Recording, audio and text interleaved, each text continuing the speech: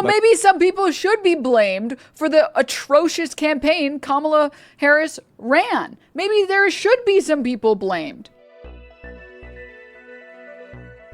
All right. So for any of you guys who, well, I feel like I summarized it pretty well. Obviously, there's a lot more, so we'll do the full stream segment. And there was so much stuff that I wanted to talk about, but you guys all remember that one interview that Ken Martin did on Pod Save America. I feel like I highlighted it pretty well. I can't believe he went on there and was like, let me just pull it up so you guys can see the full part where he's like, no, we're just focusing on the lessons. We're focusing on the lessons. The lessons is what we're focusing on. What was the conclusion of the report? That we need better messaging. And there were some parts in it that were like so stupid. Like they didn't learn anything. They learned a negative amount, but we'll get into it. First, reminder, this for a bullet. And this is important because this video is the reason that he states, or like this is a big part of the reason why it eventually did get released. Ken Martin, thanks for doing this. Yeah, thanks for having me back on, John. It was great to see you the other night at the Grindr party of all parties. It was amazing. I know. I wish they hadn't run out of alcohol by the time I arrived, but that's neither here nor there. Quick bit of context for listeners. This all came about because you expressed some frustration about... This is the first time I've heard that. The Grindr party. Criticism of the DNC coming from our direction. I thought that was a GOP thing. I thought they usually did that at the RNC. Appreciate you coming on to talk about it directly. I'll just say up front, we share the goal of making sure Democrats win everywhere, especially the White House in 2028. I also very much understand you've got one of the hardest jobs in politics that you took at an especially tough time for the party. But I do want to press you on some specific things because I think the stakes are too high not to. Does that sound fair? Sounds great, John. Thank you. Appreciate it. So I want to start with the 2024 autopsy, which you call an after-action review. When you won the chairmanship in February of 25, you criticized the DNC's refusal to release their 2016 autopsy as exactly what not to do. You said, quote, was there any utility in doing that? And then promised your 2024 autopsy would be different. Your exact quote was, of course it will be released. Can you imagine someone pulling up the fucking logs and being like, is this you? See, I do have your exact quote, which is, of course it will be released.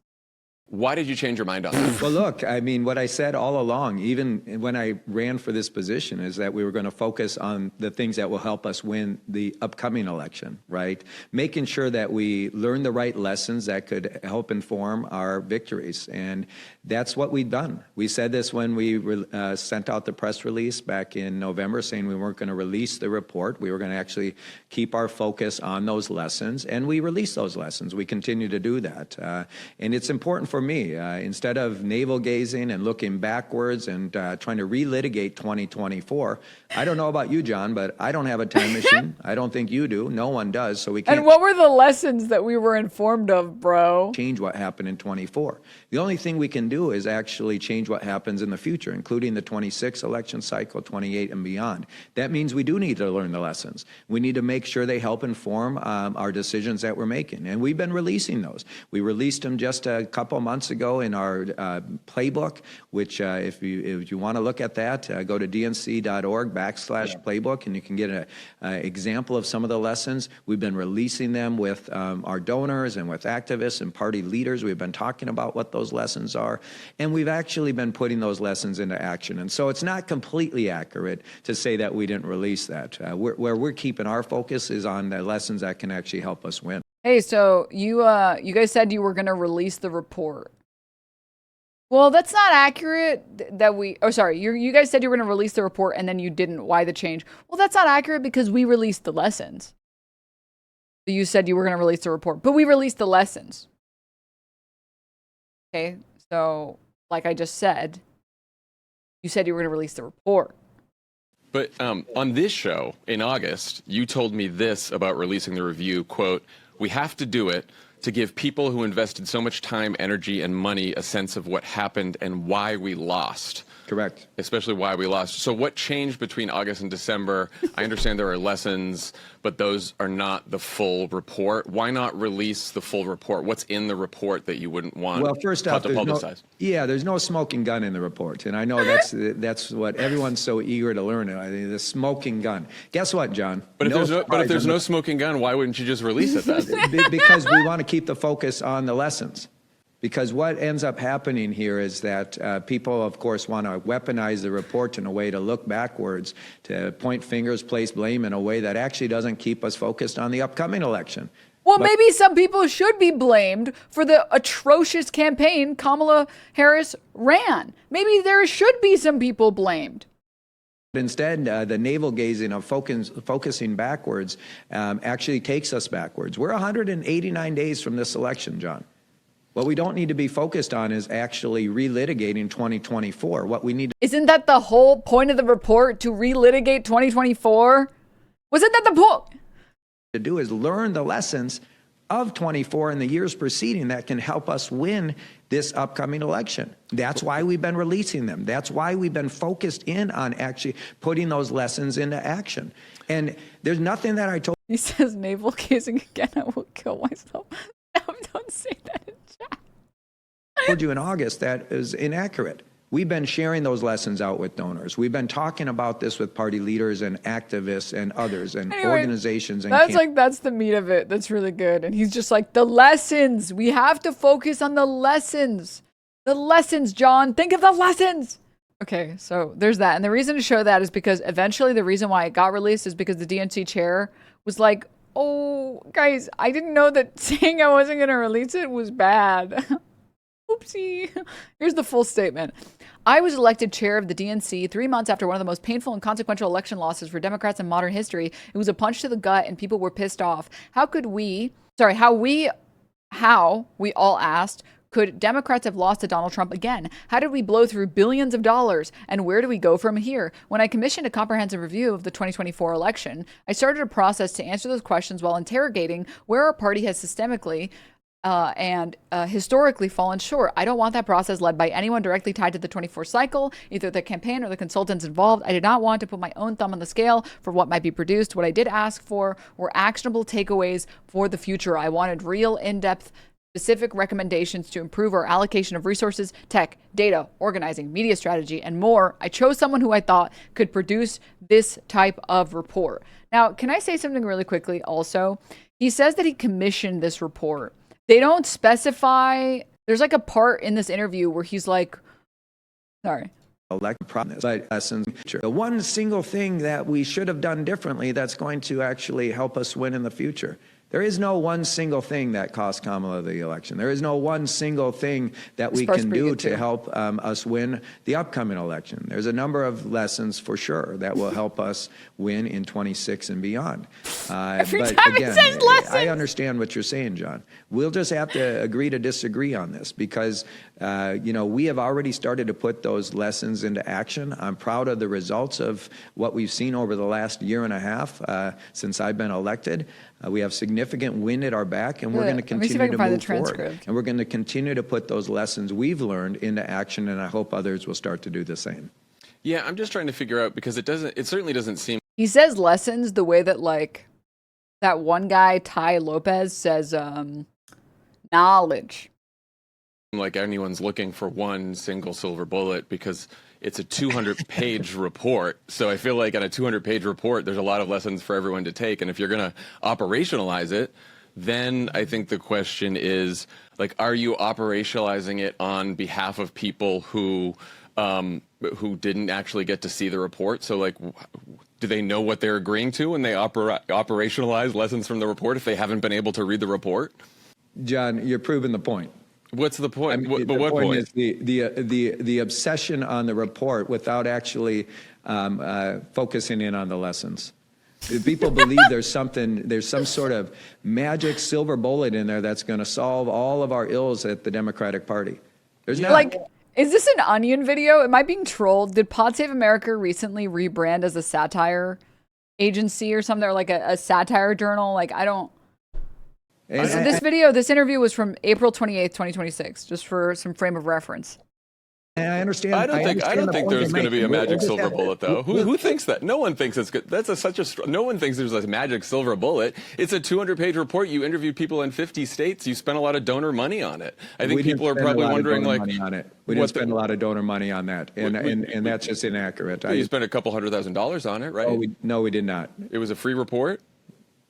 We did not spend a couple $100,000 on that. The person and people who were involved in it were not paid to do this work. And so I will just say that's inaccurate, John. So I appreciate, I'm not. So wait, can I ask a question? What universe makes any of these answers okay? This is kind of like a lose-lose situation, but like, we didn't pay anyone to make this report. Doesn't that mean that like the work is probably not going to be very good? Like, who are you going to find that? Okay. And like, also, shouldn't you pay them? What the Second, do I want to know the number of, like, do I even want to know how much was spent on this? And also, second, he says, this is actually a pretty good interview. My boy John, interviewer over here, saying, you spent like $100,000 on it, right? And then he doesn't say, no, it was free. He says, we didn't spend $100,000 on it. It's like, how much did you spend on it? Tulsi Gabbard just resigned. Life is good, dude. Life is good. She's going to be replaced by Tulsi Gabbard, too. A 200-page report. You interviewed people in 50 states. You spent a lot of donor money on it. I think people are probably wondering, like, we didn't spend a lot of donor money on that, and that's just inaccurate. You spent a couple $100,000 on it, right? No, we did not. It was a free report. We did not spend a couple $100,000. So he says, so it was a free report, and he doesn't say yes. He says, we didn't spend a couple $100,000 on it. It's like, so how much did you spend on it? Dollars on that. The person and people who were involved in it were not paid to do this work. And so I will just say that's inaccurate, John. So I appreciate, I'm not sure where you would even get that number. And so do you have some sort of record that shows we spent any money on that? I've seen reporting that you did spend money on it. Yeah, for sure. Okay, well, that's inaccurate. Okay, the person we asked to do this is an unpaid advisor to the DNC. And so I appreciate where it's coming from, John, but let's just trade in facts on this, right? The reality is we did talk to, hundreds of people. It was an exhaustive. Isn't that bad? Isn't it bad that you had an unpaid advisor? First name chat, last name GPT. Hundreds of people. It was an exhaustive exercise to really get. You see, Schumer just spent $9 million on a Democrat in the safest district ever because of AI. I need to rebrand myself as like the first real AI streamer so that politicians will speak to me on where to spend their money. And I'm like, as this trustworthy AI that knows everything, I think you should spend $10 million on this broadcast. That'll help you win the election. What are those key lessons? No more lessons. No more lessons. No more lessons. No more lessons. That's enough lessons. So let's finish up this statement that he made. He says, when I received the report late last year, it wasn't ready for prime time, not even close, because no source material was provided. Fixing it would have meant starting over from the beginning. If your job as DNC chair is to try and win elections and then figure out why you're losing elections, and then you work on this report and the report is cheeks, and you're like, well, we can't release the dog water, then get another report, then start over. Hello? Like, genuinely, imagine being a fucking chef at a restaurant and like someone orders chicken parm and then it's raw in the middle. And you're like, ooh, I can't serve that. It's raw. And like the table is just like waiting for their food and waiting for their food and waiting for their food. And then they like call the manager. They're like, dude, we still haven't gotten our food. And then the manager comes to talk to you and he's like, hey, do you make the chicken parm? And you're like, oh, it wasn't good. I did. And it just like wasn't good. So I didn't want to send it out. And you're like, well, it's been an hour. Did you refire it? Huh? Did you refire it? Okay, it wasn't. Are you gonna make their chicken parm? Like, where's the new chicken parm? Oh, you wanted me to make a new one. Oh, but the thing is, I did learn some lessons from that one. I gave them a note that was talking about how raw chicken is not safe to eat. So we learned some lessons. It's like, I don't give a fuck about the lessons. Your job is not to give me lessons, man. Oh my God. Gaza wasn't even in the questionnaire. Dude, we're getting there. We're getting there. At the time, Democrats had just came off of a series of wins in November's off-year elections. Midterm season was about to start in December. I announced we would shelve the report, and I meant what I said at the time. I didn't think dwelling on 2024 or looking backwards so late in the game helped us to win elections. At the end of the day, winning elections is my job. Okay. So true. So you shouldn't be held accountable ever. In short, I didn't want to create a distraction. Ironically, in doing so, I ended up creating an even bigger distraction. And for that, I sincerely apologize. Translation, I went on Pod Save America, one of the most libbed up podcasts, by the way, and then made a total fool of myself because I just kept going on and on about with the lessons. Well, the lessons, we're learning about the lessons. The lessons. I am not proud of this product. It doesn't meet my standards and it won't meet yours. I don't endorse what's in this report or what's left out of it. I could not in good faith put the DNC stamp of approval on it, but transparency is paramount. So today I am releasing the report as I received it in its entirety, unedited and unabridged, with annotations for claims that couldn't be verified. Wait, if you're not proud of the product, why not make a new product? We don't even have, like, Gavin Newsom hasn't put in the ticket for running. Like, he hasn't mentioned or said he's going to run. AOC hasn't said she's going to run. None of these people have said they're going to run. Like, there's time. We still have time to write a new report, man. I just don't. And then it's like, yeah, going back to the analogy, can you imagine? You know, like, you're getting chewed out. You made this raw chicken parm. And you're like, got it. You know what? Boss man, I hear you. 1 second. Let me dig it out of the trash. All right, nice in its raw state still. And then you go out to the table and you're like, I want you to know this doesn't meet my standard and it won't meet yours. Here you go. What?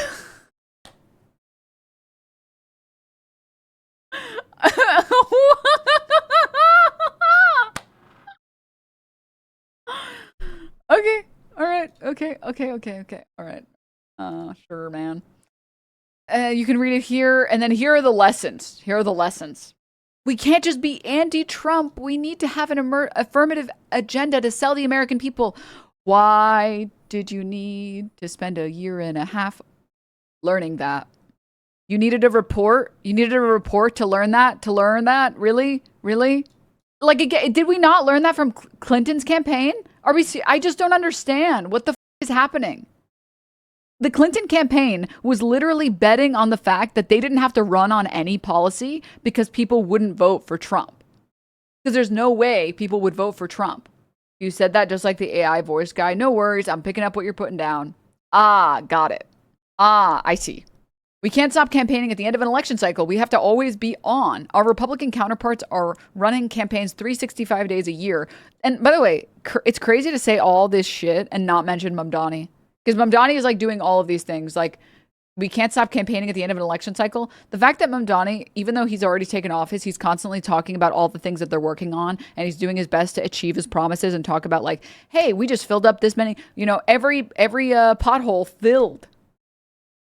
Thousands filled. 16 inches plowed. Twitch stream live. Like, I don't know if you guys saw that one really cute video that he did where he was on like basketball courts and he was like, we're going to fix all these basketball courts and we're going to fix all of this stuff and we're going to fix all this stuff. Like, he didn't just take a break. Or like fixing the New York City deficit. He didn't just take a break from like the media side of the elected official position just because just because he is now mayor and he won the election. He's still actually constantly informing the people and making it as accessible and digestible as possible. We can no longer take our voters for granted. Communities that have been considered mobilization targets, like young voters, need to be treated like persuasion targets. Like, so much of this is just like, what the I just have no words. I like have no words. How did we not already know all of this from Hillary Clinton? Okay. All right, man. And then anyways, it continues here. We are winning elections and we are changing this party for the better. And now we need to repair trust. I hope this is a start. No, it is not. So I can show you guys some of the report. There's a lot of it about like the campaign finances, and I don't particularly care that much about a lot of the pages that are about the campaign finances. So I'll try and give you guys some of the highlights that are pretty good. Spoiler alert, by the way, there is nothing in the conclusion section. It's just, the conclusion is gone, people. The conclusion is just gone. Also, yeah, your left flank is winning elections, not you. Yep. But there's a lot of blah, blah, blah. Oh my God. Like, such a dog report. Let me read to you some of the drivel that's in here. In every election cycle, the two major parties and hundreds of outside groups invest enormous resources and energy trying to define the terrain for voter choice. What happens at the presidential level certainly impacts down-ballot contests, yet candidates across the ballot in both parties will seek to define choices for voters in their specific election. From those choices, the voters will decide which choice is most resonant. One party declares itself the winner, and the other party declares that the fight is far from finished. What in the trash? There are many books already written and many more to come, presenting analysis of what happened for both sides, the efficacy of strategies advanced, decisions made, and actions taken during the presidential campaign. These analyses, in order to present a thorough picture of the will of the people and the choices they made, must extend beyond the presidential campaign to include those strategies, decisions, and actions taken by other federal, state, and local candidates on ballots nationwide to examine why so many were able to succeed where others came up short.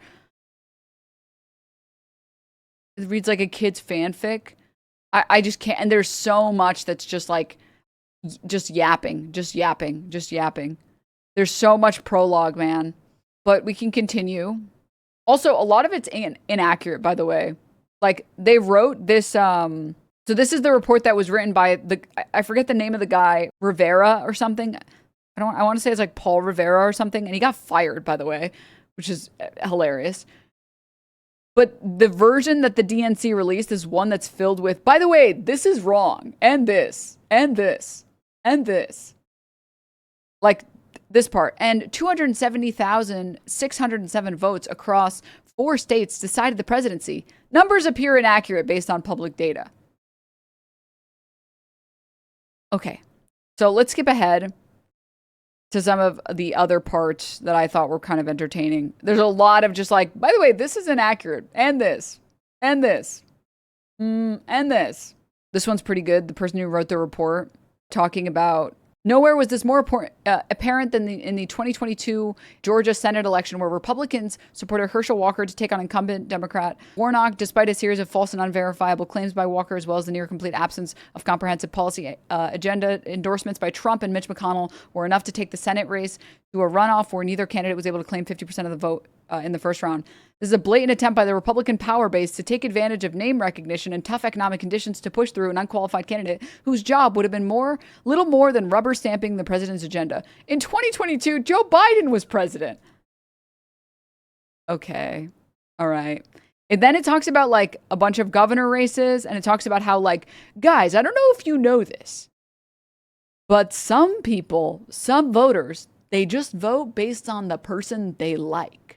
They don't vote based on party. Did you guys know that that's how some voters work? Yeah. We didn't know that.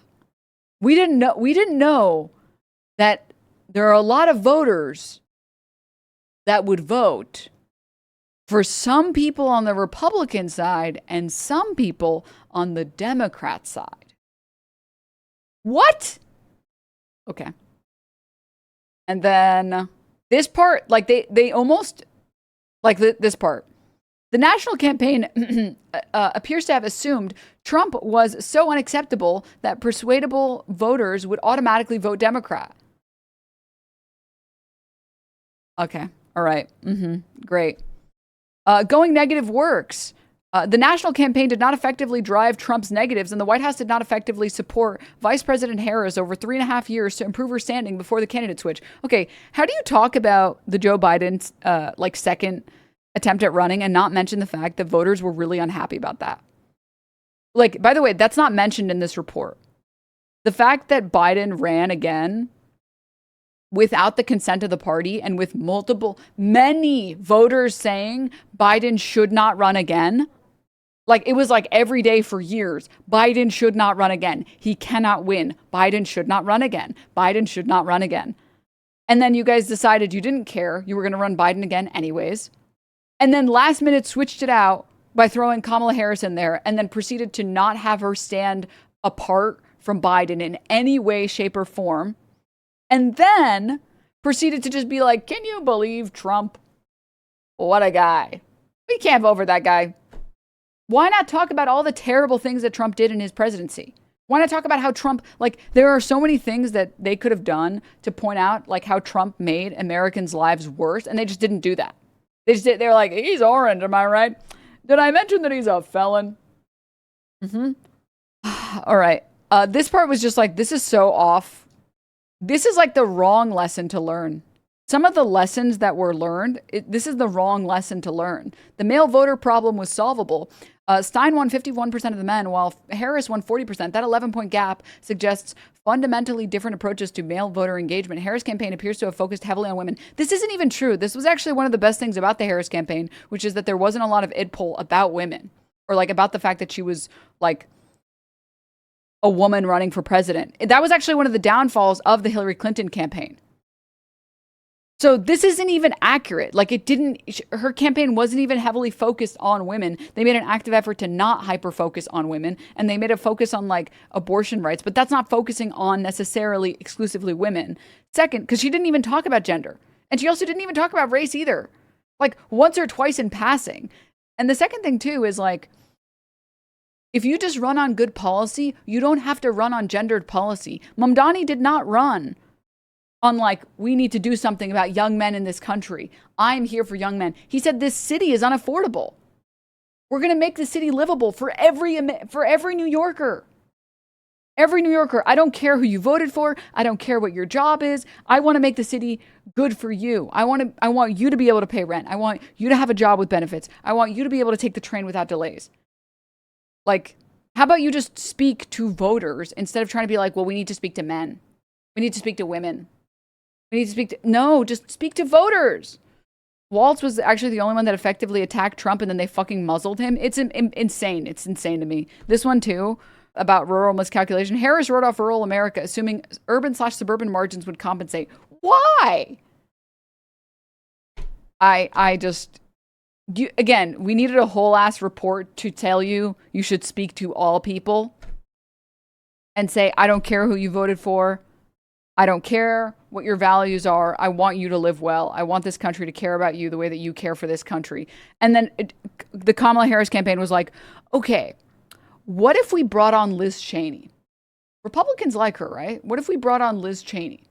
That should work, right? That's basically speaking to rural Americans. It's like, no, it's not.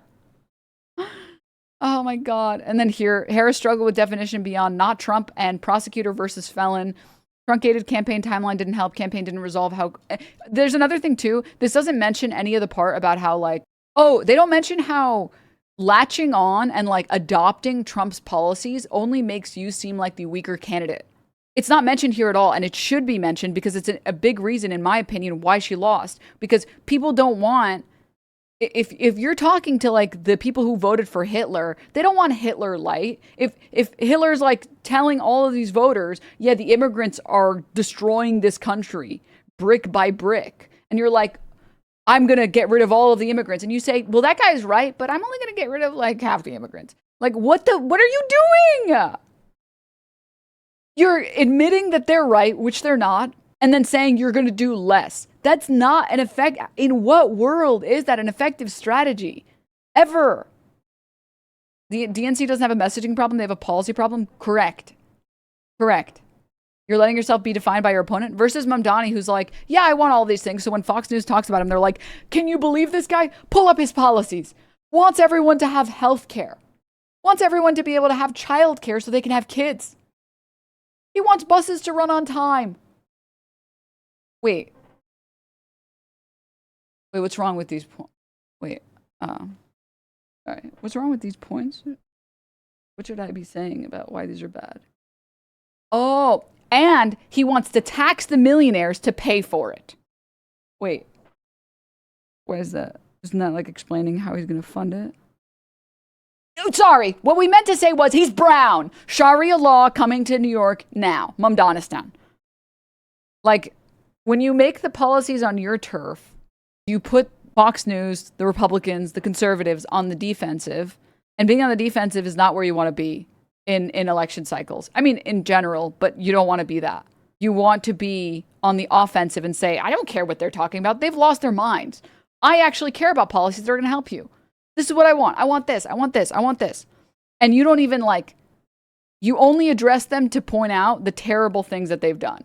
And then, this is so amazing. Anti-Trump sentiment has limits.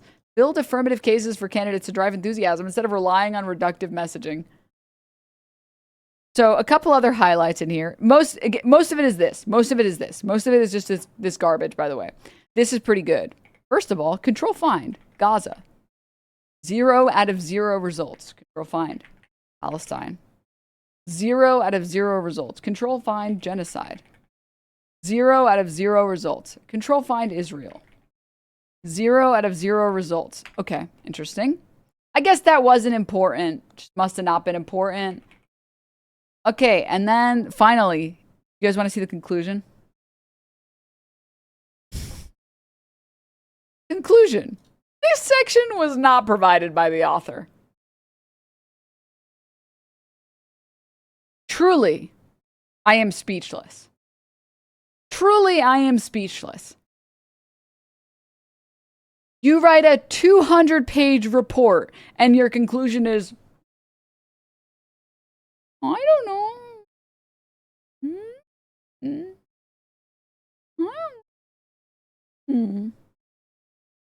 Okay. Nothing. Nothing to say? Nothing to say. No conclusion. No conclusion. All right. Okay.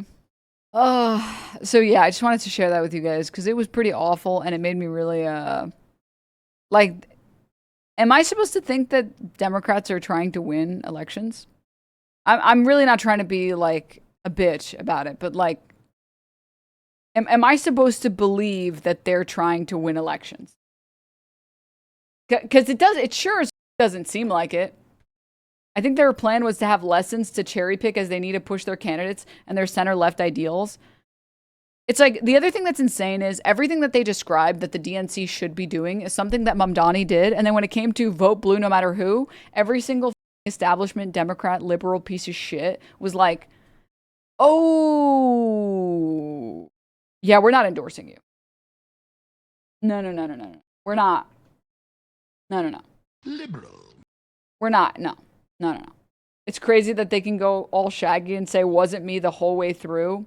1, protect AIPAC. 2, win with moderate centrists. 3, lose election. How does this work exactly? I'm not sure. Yeah, I didn't catch up to that, I guess. Sorry. I guess the math ain't mathin', I'm gonna be honest. I can't wait until someone asks Kamala about this. She will fail so epically. This is how I feel, chat. This is how I feel. I feel like Hello Kitty Monster Energy Strawberry Milk. Do you guys feel that way? It's actually awesome. It looks like detergent. I like the contains caffeine. It's Monster Energy. Yeah. I sure f***ing hope so.